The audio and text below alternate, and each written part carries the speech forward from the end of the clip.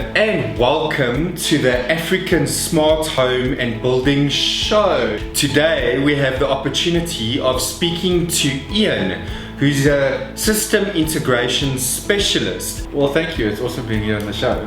Ian, this is for our viewers who have absolutely no idea as to what a smart home is all about, and I'm hopeful that you can give some of the folks some, just at a macro level at first, as to what is a smart home in the year 2021. It's a good question, Warrick. The term smart home, I think, is being used very, very loosely, and a smart home by definition is firstly a connected home, a home that you have the ability to communicate with via your phone, your tablets. But it's also a home where the components inside the home interoperate. They're connected to each other, they become one organism. I'll give you an example. For instance, a normal home, if you switch a light switch on, nothing else knows the light switch is on, it's only the person in the room. A smart home, when a light switch is switched on, or if a light switch goes on, that forms part of the rest of the house. So you can physically see the status change on an interface, for instance, the touchscreen.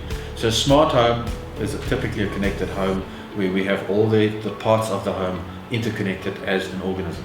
And tell me, Ian, who is a smart home actually for? Well, it depends on what the person wants from a smart home. You know, you can have a smart home with some very basic smarts, lighting control being one of them, having your security incorporated into the smart home. Just having access to these from your phone has already got some smart home functionality into it.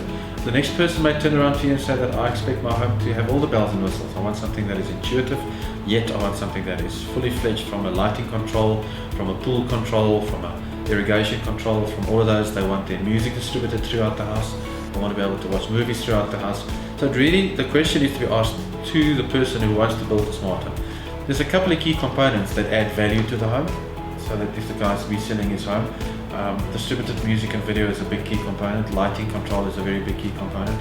I know that in some of these states... So, sorry to interrupt, Ian, but coming back to who the smart home is for, the first thing that came to my mind was perhaps a busy individual, mom or dad, coming home, and they don't particularly want their cell phone with them. So speak me through that scenario. Like, it's a smart home and they walk into the front door. What can potentially happen for them? How would it help them? I think a good way to explain a well-designed smart home is you don't recognize that there's any automation in the home. You arrive home, the lights are on. You switch the alarm on in the evenings, the lights switch off automatically, and they become ready to switch on if someone's in the garden. You can use the home in its normal fashion without you having to have a phone on you. There are touch screens on the walls that you can walk up to and use that. So from a businessman's perspective, no, you don't need to have your phone on you to control your home. What you should try and achieve with a smart home is you should try and achieve a smart home that has many of the functionalities that you would assume as normal to daily things built in as automation. So for instance, I'll give you an example. It's sunset in the evenings. Sometimes you have to switch the outside lights on.